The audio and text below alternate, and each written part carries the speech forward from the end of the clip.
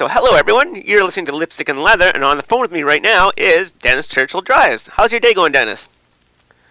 Hey man, what's going on, Ryan? So far so good out here. It's a little hot, but southwestern Idaho, you kind of got to deal with it. Absolutely. Now, I'm loving the new project you just released, the 1206 project. Will hard copies be released of this album? It's possible. I was just talking to my partner on that, Stan Cody. We just kind of put that thing together and released it just as something to do because, from our side of the world, the music industry is just pretty upside down for artists. So we just kind of threw it together. When I say threw it together, it took 5 years, but we put it together and released it ourselves digitally. And if we get some interest, there's been a little bit of interest in it. If we get some interest, we'll go, maybe we'll just print up 500 CDs or something. But right now it's just digital. Right on. Now, I know there's a lyric video for The Real Me. Do you plan to film another video for off the album? We talked about that too. I think we will. We're trying to decide which song to do next, but we'll probably try to throw another little video together if I can get Stan's time to get in front of a camera for a little while. It's hard to get his attention. He's a pretty busy guy, but I don't know. Maybe we'll throw something back out there. We've been talking about that too. It's all self-done. You know what I mean? I sit here on my laptop and put those things together because there's no team. It's me and Stan. That's it. So we're the whole thing. Very, very cool. Now, any truth that the album was supposed to originally be called The Bowman Effect? There was an early version of this that is now going to be saved for my next album, that title, actually. Oh, cool. Yeah, we'll see what happens.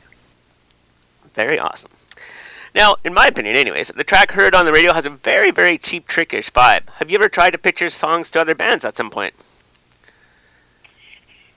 Heard it on the radio. After I wrote that and recorded it, I didn't really hear the Cheap Trick thing until we mixed it, and I went, wow, that sounds like I could hear Xander singing that and the whole thing. And I actually tried to get it to them through a couple of channels, and I just couldn't get anywhere with it because I thought that it would be something that they could get something out of. But yeah, to answer your question, I certainly have thought about writing for other people. It hasn't really come up yet, but it's certainly a possibility. I never say never, right?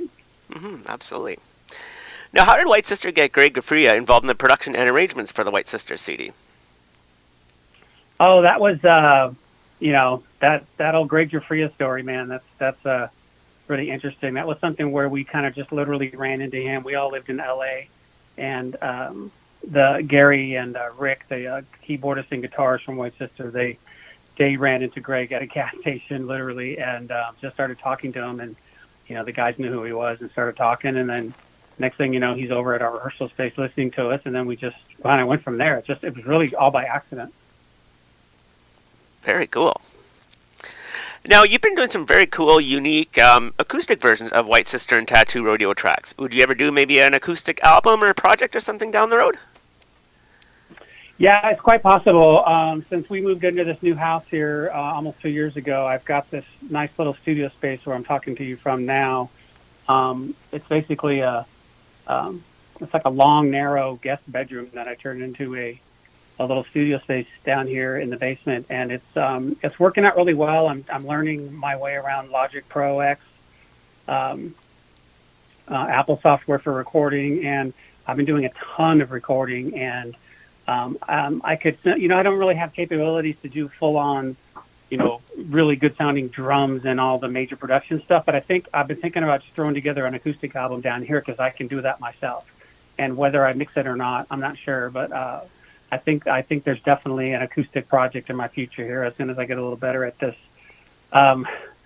recording stuff, which I was never, much of an engineer. But I'm actually down here right now working on a version of the White Sister song "Save Me Tonight" in an acoustic, just piano and string format that I'm working on right now. Oh wow! Can't wait to hear that. In the early 80s, like 1984, there was obviously Motley Crue, Rat, Quiet Riot. Did White Sister feel any pressure to have a similar image or sound to any of the Sunset Strip bands? Not really. We were all there doing that at the same time. We were It wasn't like we were trying to be like them or they were trying to be like anybody else. We all kind of hit that whole scene at the same time. And we did shows with Motley Crue, at the Whiskey and at the Country Club in Reseda, and we were all just in the same. We were all in the same boat on the same level, trying to play and get record contracts at the same time.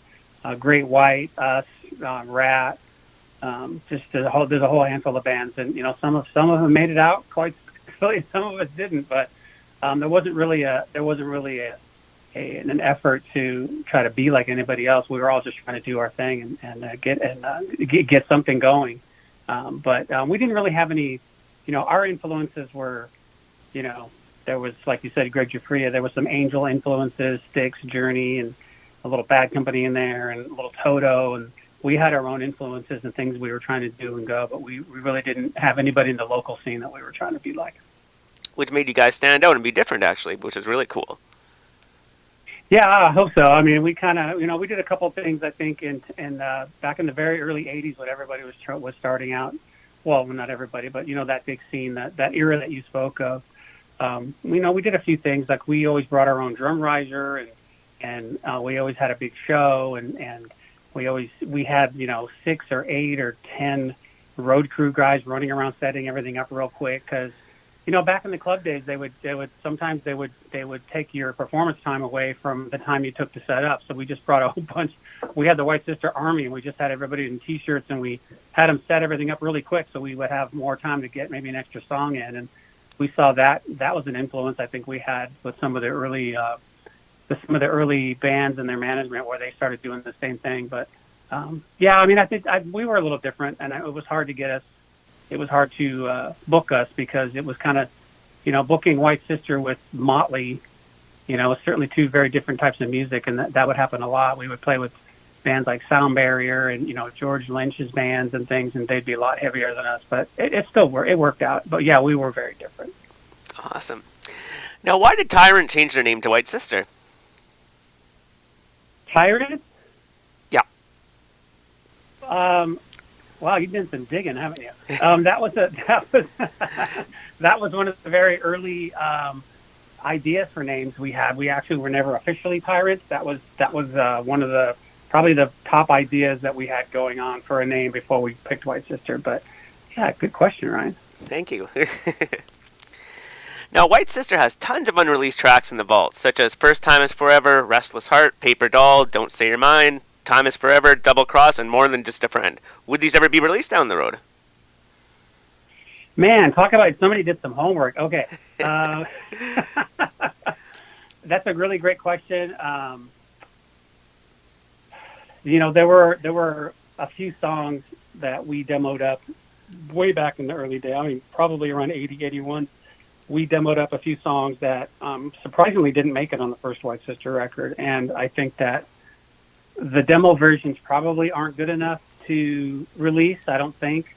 And, Gary and I are the only ones that are still around from that project. So I don't know that there could be something that, I've been thinking about doing a very 80s album here in the near future and getting some friends to play on it and maybe help me cover some of those songs that, cover Rick's parts and all that, and maybe do an 80s sort of bass thing and have some of those songs on it. So that's something that might happen here in the near future. We'll see. I'm hoping. Now, there were plenty of uncredited background singers on the White Sister debut. Who were some of the uncredited background singers? God, I don't even remember who was uncredited, but we had, let's see, on the first record, we had, our road crew was singing on Love Don't Make It Right, and some of the other songs that had big gang vocals, we had our road crew on it, and Giuffria, his wife April was on one of them, and I think we had Dave Isley from Giuffria on one of the songs. Dave Isley and I have known each other since I was a little kid, but there was I'm not sure who was credited on that. I don't remember, but we had all kinds of people come in and just, hey, go get out there in front of the mic. We need a bunch of, we need a choir. So go out there and yell this for 20 minutes. Yeah.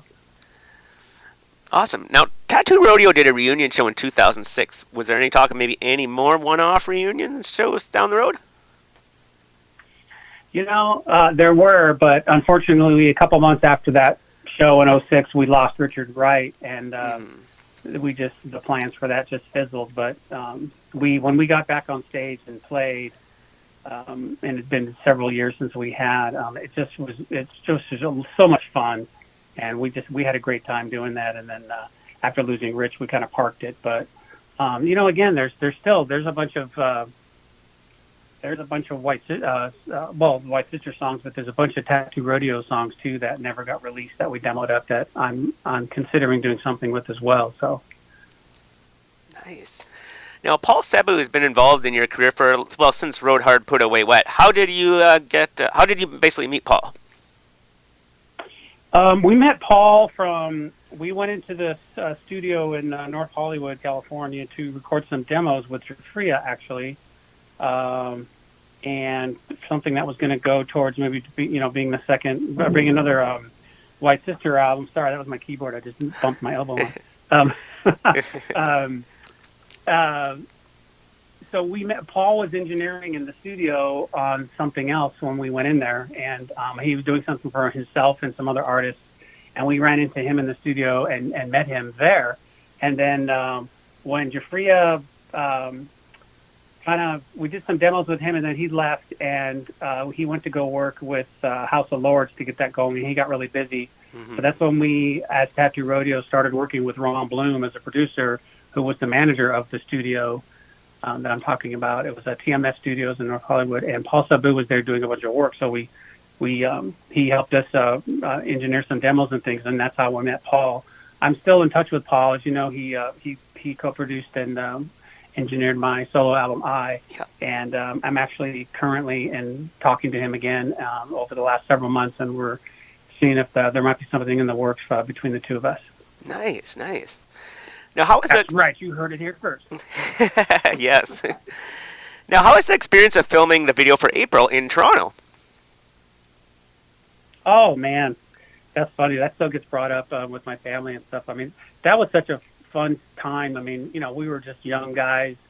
We got sent to Toronto, everything paid for. Hey guys, go to Toronto and film this thing for a movie. It's like, how do you say no to that, right? Mm-hmm. We went out there, hung out in the hotel for a few days, went and recorded in a big old drive-in theater. It was freezing at night, and we were doing a lot of filming at night, and I think it was like 12 degrees or something. And we had the best time. We learned a lot. I mean, we were really young, and we'd never toured, or we'd never done anything really outside of LA. And that was like our first foray into like, hey, this could be something that I could get into doing full time. You know what I mean? But that was just a really great trip. It was kind of one of those things when I look back on it now, that was so much of it's just out of our hands. It was like, here, you're going to show up, you're going to fly in on this day, you're going to do this. And we're like, okay, great. Kind of missed those days when somebody was handling all that stuff. But that was a great experience. That was the first time I'd been to Toronto, and I think it might have been. I think I was there once before on the Tattoo Rodeo tour, but way back in '91. But yeah, I'd like to come back there.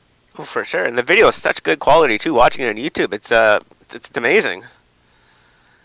Oh, that was such a good time. It was really good production crew and really, really nice people. Manager was really cool to us, and we really had a good time doing that. I mean, we got in a little trouble in the hotel, but that's another rock and roll story. Now, with White Sister having two albums out, how come only just the one video for April? Well, because April was kind of separate from White Sister's marketing plan of what we were doing. It just kind of fell into our lap as something to do. And it wasn't really our video. It was a rock and roll video embedded in a movie for a movie, Killer Party. Yeah. And they just happened to release that for the movie, but it looked like it was promotion for us, but it really wasn't. And then, I mean, at the time there wasn't a ton of videos being made, and there was certainly no budget for it back then anyway. I mean, I wish we would have had more, home movies of something back in the day, which is why we agreed to record the Firefest show in 2008 when we reunited because we wanted to have something in the archives that we didn't have. So that's why we agreed to do that recording. Awesome. Now, I may have my timeline wrong, but any truth that in around 1982 that Rick was invited to audition for Kiss? Yes. You got some deep questions there, Ryan. Yeah, Rick was invited to come and audition, to go and audition for Kiss, and it was like really crazy at the time. And he, none of us in the band back then, in fact, up until I did some one-off vocals for some movies in the mid-'80s, none of us in the band had done anything outside the band. It was just, we were just all four guys that went to the same high school and put a band together and started doing stuff, and nobody had done anything with anybody else. So, Rick was flattered, and we were all flattered, but he was just, almost terrified of, like, I'm not going out. That was like scary adult stuff, go. I tried to talk him into just go audition and just go out there, just for the fun of it, but he wouldn't. He didn't want to do it. But yeah, that is true. He was invited. Awesome. I think he would have been great. Definitely. Any truth that you were considered for the role of Blue Murder singer? Wow, where did you get that one? No. Well, when you go on Snopes to see if anything's real, and it's like it says mixed or yes and no, I'm going to say mixed, yes and no. When we were recording, and I think we were in the mixing phase maybe of the first Tattoo Rodeo record, we were in the studio, and Carmine came in for something. I forget. He was talking to Paul about something. And Carmine came in and said, "What are you guys doing?" And then listened to it. And I don't even remember what song it was, but I just remember he lit up and just was like, "Who's singing?" And it's Dennis. And then we met. And he left there talking about doing something with Blue Murder, but that never went anywhere because, Sykes was always going to handle those vocals. But that's where that rumor started, that Carmine was in the studio. He did come in and hear a couple tracks. He really liked what he heard. He liked my voice. And then there was some rumor mills flying around that I was going to be Murder, but that's as far as it went. Gotcha. Now, do you have any video footage of the Black on Blonde show where Ricky Rocket joins you for the encore? I don't think so. There's some, I've got a bunch of digital stills of that, but I don't think there's any video of that, but that was a lot of fun. Yeah, that was just kind of something. I was just really playing bass on that to help out my buddy Cliff Calabro and for that show. And I went to some rehearsals, learned the songs and played with them. And then they said, "Oh, Ricky's going to jump up and play a Zeppelin song." I'm like, "Okay, cool." And which kind of funny because many, many, many years before that, we were both just starting out, and in LA doing our thing and trying to break through, which they obviously did in a big way. But it was kind of fun for full circle a little bit to play with the guy 30 years later. Oh, definitely. Now, any chance of releasing all the tracks you did vocals for Pioneer Karaoke? Possibly. The problem with that is that they're all, whatever I did for Pioneer Karaoke, I had on cassette tapes, and I have since digitized them, but they don't sound great. So I'm considering having somebody that's really smart with engineering, like Paul Sabu or somebody, help me pull those into a system and see if I can clean them up. If I can clean them up, I would certainly release them or just put them out there. I don't think I have the right. Well, I sang on them, so I'm not sure if I have the rights or not. But what are they going to do? Slap me? I'll just put them out there and see what they say. Right. Now, did you talk to Tone Loc when you ran into him at the Portland airport? Okay, you've been on my Facebook page. That's what happened. Okay, so that was a total fluke. I got on the plane to go to Portland, Oregon from LA to see my parents, and I sat down on the plane, and I heard this guy talking behind me, and it's like he's one of those guys that you know who it is right when he starts talking. It's like that voice, man. It was just like, and I turned around and I'm like, yep, there he was. And his manager was actually sitting next to me, so we were talking, and he had a show. He was doing some sort of a show in Vegas, or he had to go to Portland and then go to Vegas. So after the flight, I got off the plane and just talked to him for a minute. Super cool guy, real mellow, and we just took a quick picture. But that was just a really weird fluke meeting, but super nice dude, though. Super awesome. Will you ever release the track I Never Thought It Was Love?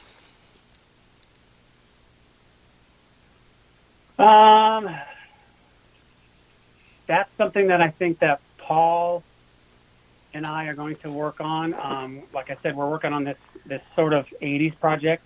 I think that's going to happen, and we've been throwing some song ideas around, and I think that's one of them. So how did you know about that song? You got to tell me. I don't even remember, to be honest. I wish I heard it, though. It's a very Van Halen vibe, I believe, too, right? Yeah, and I'm just trying to figure out, like, wait a minute, I don't remember ever putting that thing out anywhere. Maybe I put a little video. A lot of times I'll do a little cell phone video blurb of like 20 seconds of something. Maybe that's what I did. Now, do you ever get recognized from being in Rolling Stone magazine for a photo shoot in 2009?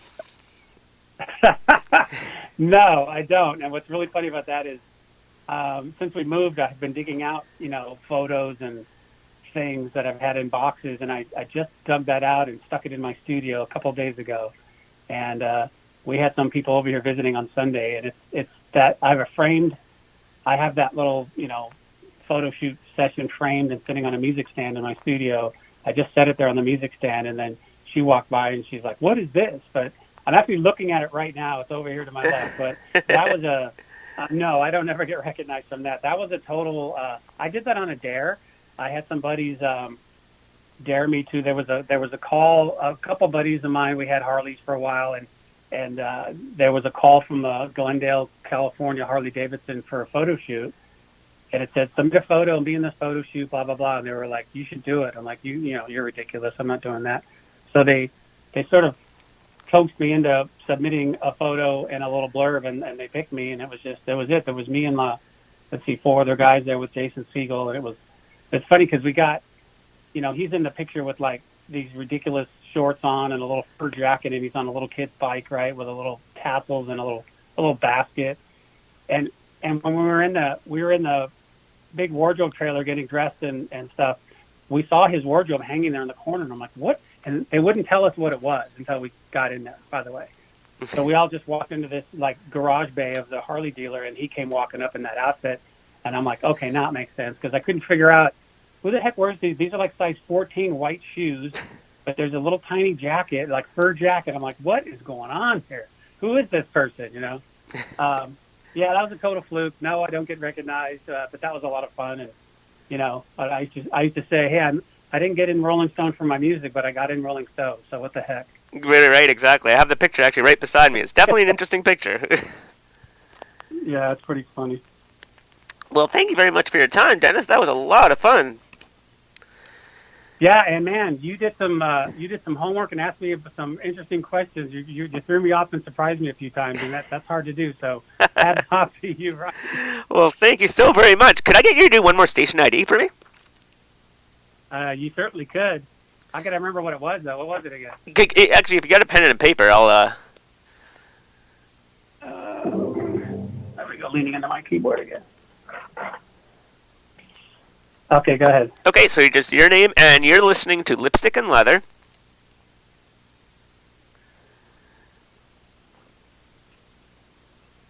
Okay. On CILU. CILU. 1027. Uh-huh. With Ryan Trush.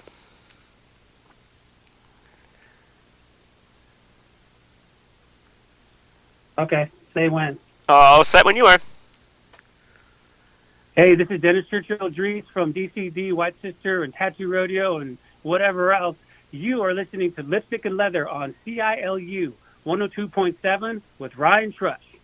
That was perfect. Thanks again so much for your time, actually. That made my day. That was a lot of fun. All right, man. Thanks for playing the music. Thanks for keeping it alive, keeping people listening, and thanks for doing what you do, brother. Absolutely. And thank you, Dennis. I'll talk to you soon. Thanks again. Catch you later. Bye-bye. Okay.